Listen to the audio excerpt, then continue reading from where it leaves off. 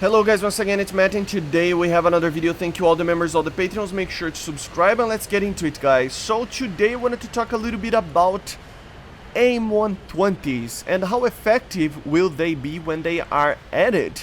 So actually General Lee actually came with a very cool manual page that I will post on the screen right now, and basically there it shows the range on the AIM-120. It doesn't change much from what we already knew, but it's very interesting to take a look, guys, because as you see, it's comparing the MRAM with the Sparrow.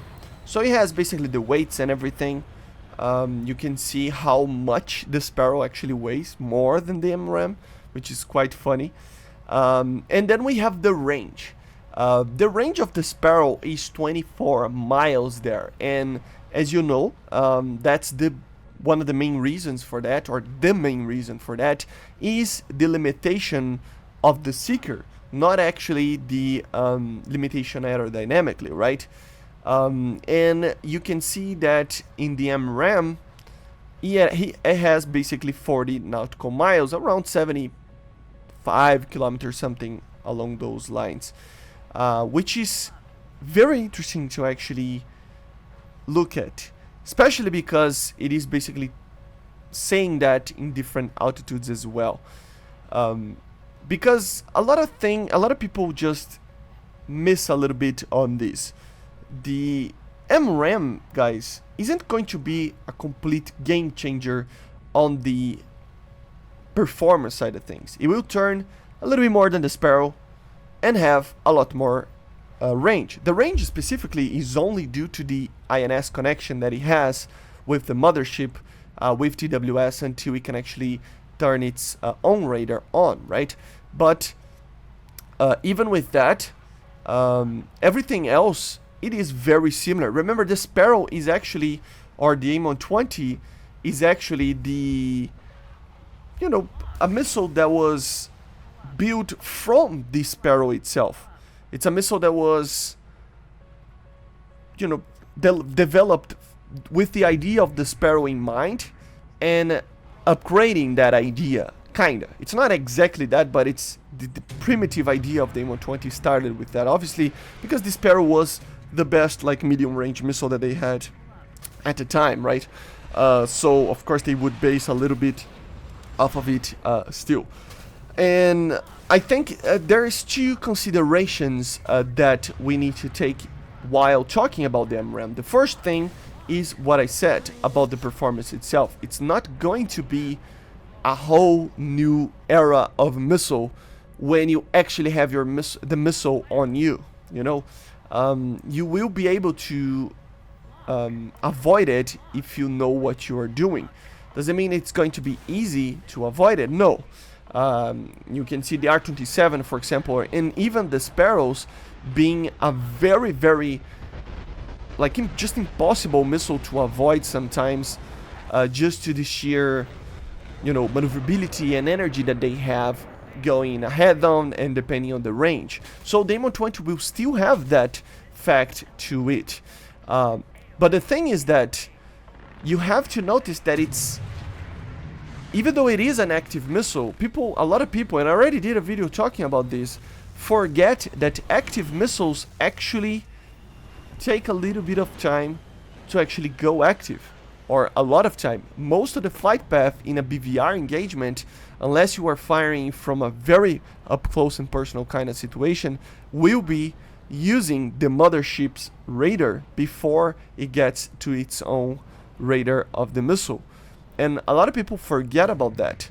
So in the short range engagements, yes, this is where I think we will notice the main difference.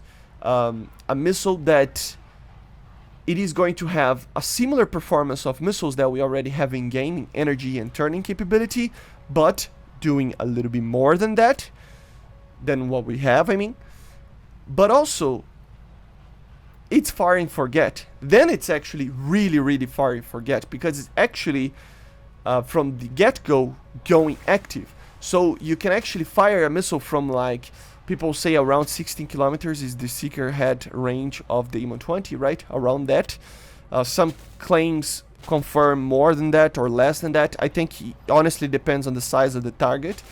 But let's just take the 16, kind of a middle ground between that. If you fire a missile from 16, for example, right here, this would be a perfect kill.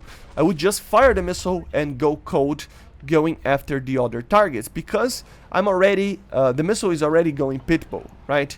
It's already active, so it's already going for the target. So this is where I think these missiles will really be OP, if you are not OP, but really, really good.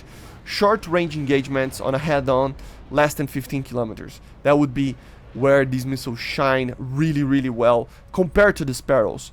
On the BVR side of things, remember, the only thing that the Sparrow doesn't have compared to the M120 is actually the range because of the Seeker, because it's using INS, together with a little bit more performance. So in the BVR arena, they will be very similar to missiles that we already have in game, and that's where I think people kind of have a misconception about these missiles.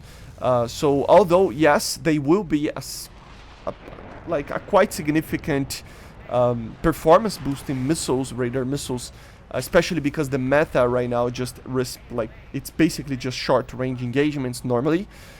So it is going to be significant. At the same time, it isn't going to be game breaking, especially because I have a feeling that they will add for a lot of nations these missiles at the same time. So everybody will have those missiles. So even though yes, you are facing them, you are also firing them. I just really hope the M120s and all these missiles in general, as I was saying, get added for a lot of nations and a lot of aircraft. For example, we have here the F-16 ADF. It's a 12.0 aircraft. It already doesn't have the M9Ms, even though it kind of should have it. Not having the M120s on it would be sad, you know. So hopefully they add all these missiles, even if they increase the BR of these aircraft a little bit, you know. So yeah. But anyway, let me know in the comments, what do you think about the M120 specifically? Were you surprised? Remember, I was talking about max range over there, 75 kilometers of max range.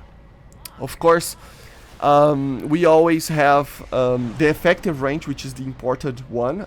That would be 20, 30, 40 kilometers, depending on the range, or on the altitude, sorry.